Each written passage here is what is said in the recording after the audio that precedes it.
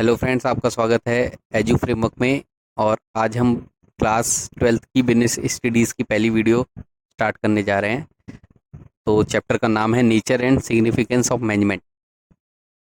तो आज की इस वीडियो में मैं आप लोगों को मैनेजमेंट का इंट्रोडक्शन दूंगा और मैनेजमेंट का क्या रूल्स है हमारे लाइफ में और किसी बिजनेस ऑर्गेनाइजेशन में, इस रोल को समझाने की कोशिश करूंगा। तो फ्रेंड्स, आज जो हम मैनेजमेंट का रोल समझने जा रहे हैं, इसके लिए मैंने एक स्टोरी बनाई है। तो हम स्टोरी की मदद से इसको समझेंगे और इस पूरी स्टोरी को ध्यान में रखते हुए ही हम सारे जो भी आज कॉन्सेप्ट पढ़ेंगे वो सारे को समझेंगे। तो सबसे पहले स्टोरी स्टार्ट होती है, उसमें हमारा एक कैरेक्टर है मिस्टर बिरजू, और इसके पास अच्छा खासा पैसा है, बहुत पैसा है। इसके पास 10 लाख रुपए हैं। तो ये सोचता है, अब मैं क्या करूं, मेरे पास इतने सारे पैसे हैं, मैं कौन सा बिजनेस करूं।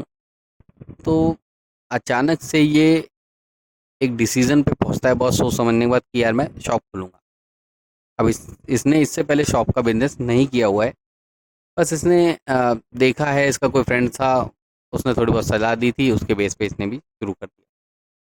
तो इसने डिसाइड किया, भाई मैं शॉप खोलूंगा और शॉप में नेसेसरी जो प्रोडक्ट होते हैं, जो रोज़मर्रा के सामान होते हैं, जो हमारी डेली जीवन में यूज़ होते हैं, जैसे कि फूड ग्रेन्स हो गए, कपड़े हो गए, मास्क हो गया क्योंकि कोविड टाइम चल रहा है प्रोटेक्शन के लिए, या बर्तन हो गए, ग्रोसरी हो गई, ये सब।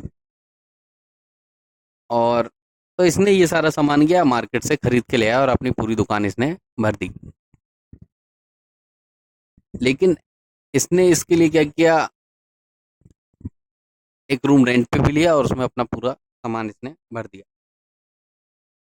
ठीक है, तो ये दाल ले आया, चीनी ले आया, कपड़े ले आया, ग्रोसरीज ले आया और सब कुछ इधर उधर इसने रख दिया।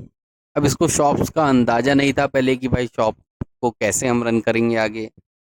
तो देन काफ़ी सारा सामान इधर उधर फैल गया और इसको पता नहीं चल रहा था भाई कौन सा सामान कहाँ पे रखा हुआ है।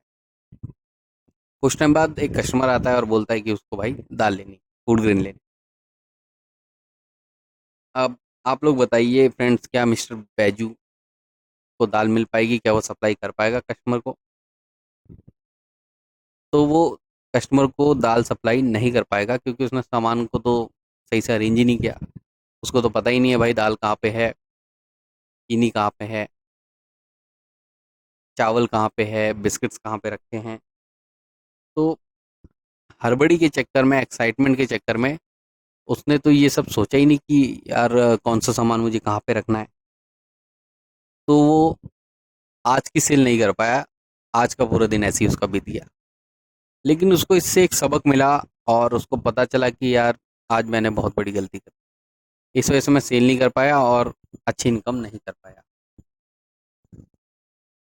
देन देन उसने सोचा कि आज के दिन तो कुछ हो नहीं सकता, आज का दिन तो बीत गया। तो कल के दिन मैं, आज जो गलतियां मैंने की, ये गलती मैं दोबारा नहीं दोहराऊंगा और इससे सबक लेते हुए कल कुछ अच्छा करूंगा। तो देन यहाँ से हमारा फ्रेंड्स केस 2 स्टार्ट होता है।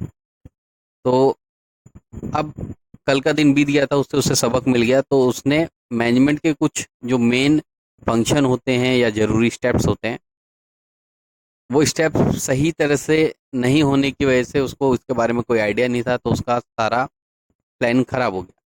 तो उसने इन स्टेप्स को सही से इन्वॉल्व करना स्टार्ट किया अपने बिजनेस के अंदर। तो सबसे पहले फ्रेंड्स वो प्लानिंग करता है। और देखिए, प्लानिंग का मतलब होता है किसी काम को करने से पहले सोच लेना कि भाई हमें क्या काम करना है, कैसे काम करना है, कौन कर सकता है ये काम। ये सारे डिसीजन को करने से पहले ले लेना ही प्लानिंग कहलाता है।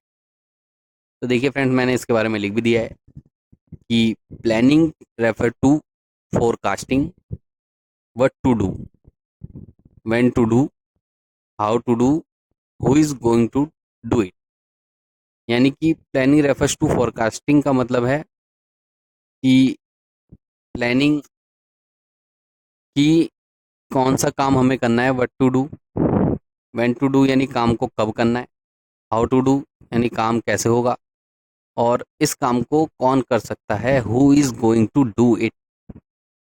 तो हमने जो एग्जांपल लिया था मिस्टर बिरजू वाला, तो इसके लिए अब मैं बार बार बिरजू नहीं बोलूँगा, मैंने ही वर्ड यूज़ किया है।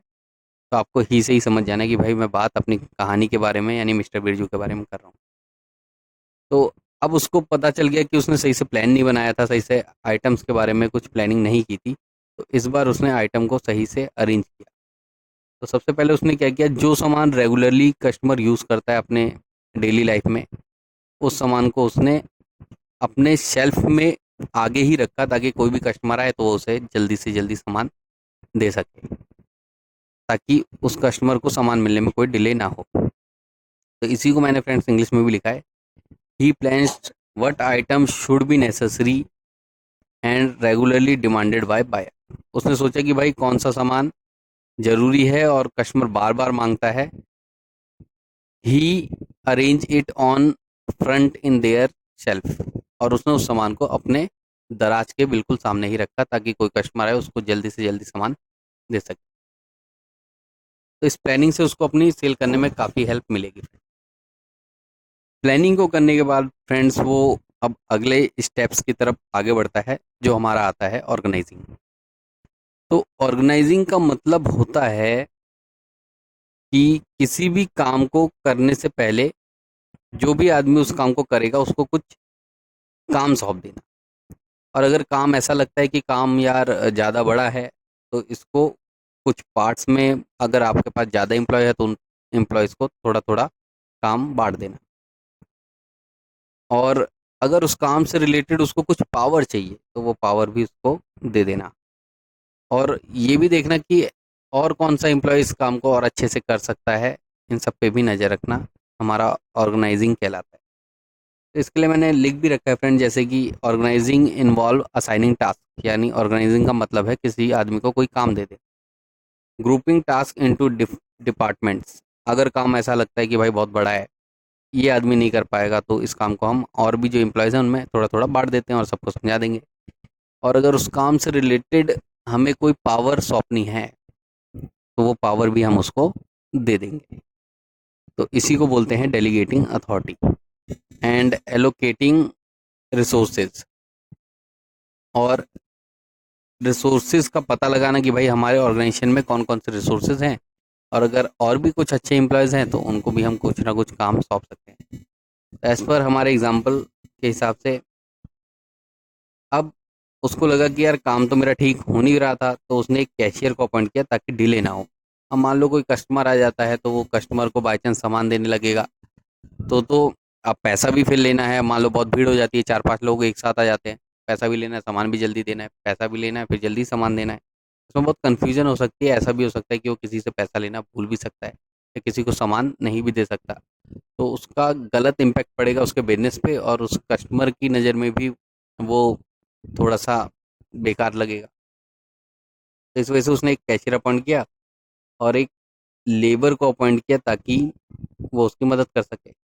और कैशियर को ड्यूटी दे दी कि भाई तुम ऐसा करो, तुम कैश कलेक्ट करना जो भी कस्टमर आएगा, और लेबर को बता दिया कि भाई तुम क्या करना कि अगर किसी भी आदमी को जो सामान चाहिए होगा, वो सामान उसको जल्दी से जल्दी दे देना।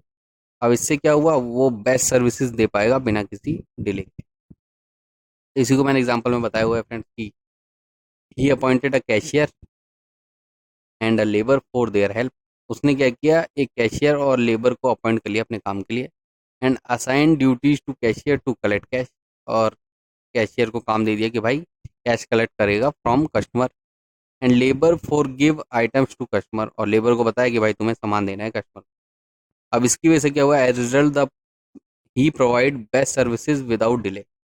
अब इसकी वजह से ये हुआ कि वो ज़्यादा से ज़्यादा और जल्दी से जल्दी अच्छी सर्विसेज दे सकता है बिना किसी डिले के।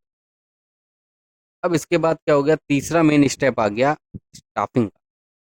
अब देखो स्टाफिंग का मतलब क्या है, स्टाफिंग का मतलब होता है एक सही आदमी को काम की नीड अकॉर्डिंग चुनना, और जैसे उसको ज़रूरत है उसी टाइम के अंदर उसको वो जॉब देना।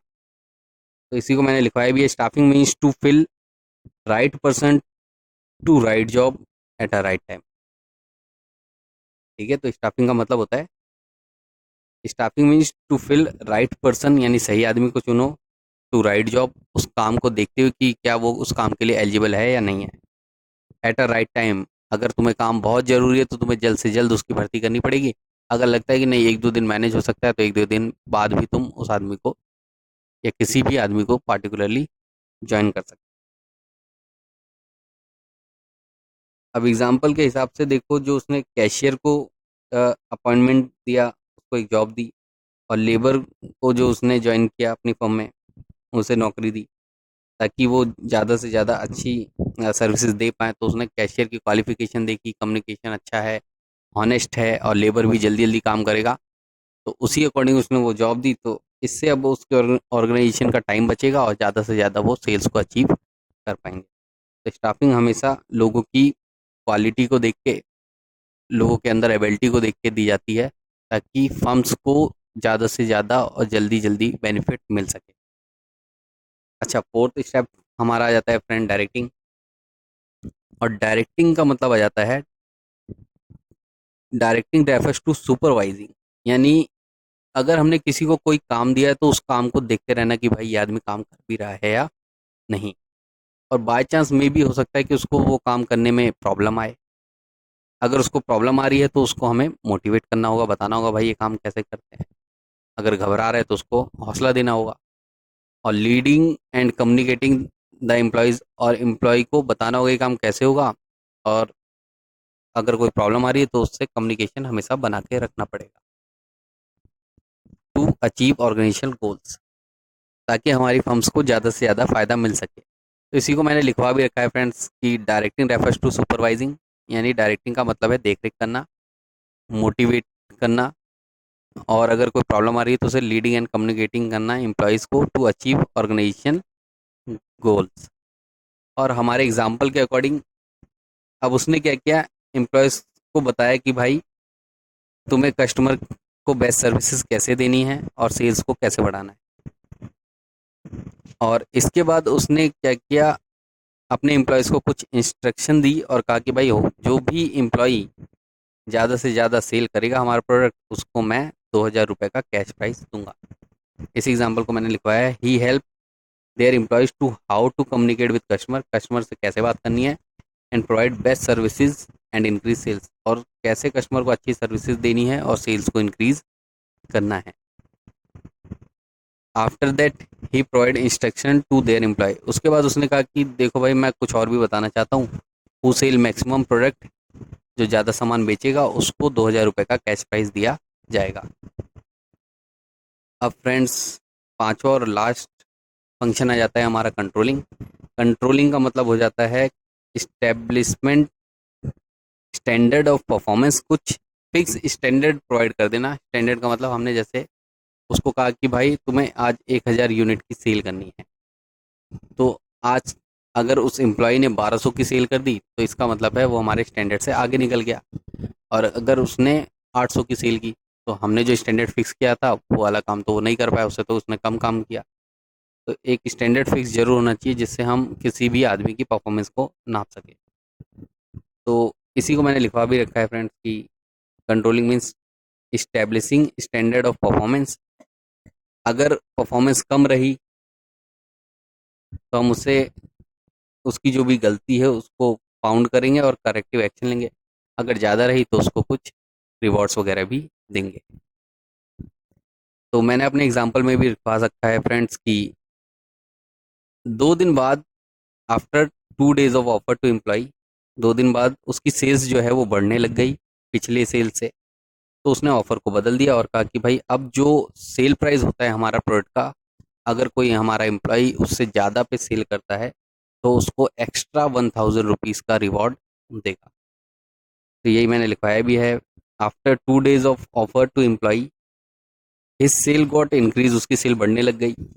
Then past, then he will change offer, उसकी सेल बढ़ने लग गई पास्ट के कंपेयर में। तो उसने क्या किया, ऑफर को बदल दिया और बोला and said who will sell the product above the sale price, जो भी भाई सेल करेगा सेल प्राइस से ज़्यादा पे, तो he got 1,000 rupees extra on his excess sale. तो जो ज़्यादा सेल होगी उस पर 1,000 रुपये एक्सेस कैश प्राइस दिया जाएगा। तो हमारी वीडियोज़ यहाँ पे ख़त्म होती है फ्रेंड्स। तो आपको देखने में मिला होगा कि जब उसने मैनेजमेंट के फंक्शंस को यूज़ किया, तो जो पहले उसका सिस्टम बेकार जा रहा था, वो सेल नहीं कर पा रहा था, प्रॉफिट नहीं अचीव कर पा रहा था, अब उसको अच्छा खासा प्रॉफिट अचीव होने लग गया और उसकी फर्म भी धीरे धीरे बड़ी होने लगी। तो इससे ये बात सामने आती है फ्रेंड्स कि मैनेजमेंट चाहे कैसे भी सिचुएशंस हो, आपको मैनेजमेंट फॉलो करना चाहिए। और मैनेजमेंट चाहे स्मॉल बिजनेस हो, बिग बिजनेस हो, प्रॉफिट ओरिएंटेड हो, नॉन प्रॉफिट ओरिएंटेड हो, स्कूल हो, हॉस्पिटल्स हो, कोई कंपनी हो, कोई फर्म हो, हर टाइप के बिजनेसेस में मैनेजमेंट की ज़रूरत पड़ती ही पड़ती है। तो मैनेजमेंट आपको हर जगह देखने को मिलेगा। तो फ्रेंड्स, मैं होप करता हूँ आपको मैनेजमेंट और फंक्शंस ऑफ मैनेजमेंट क्लियर हुए होंगे। और वीडियोस को ज़्यादा से ज़्यादा लाइक करें एंड हमारे चैनल को सब्सक्राइब करें, ताकि हमारा मोटिवेशन ऐसे ही बना रहे। वीडियो देखने के लिए थैंक यू फ्रेंड्स।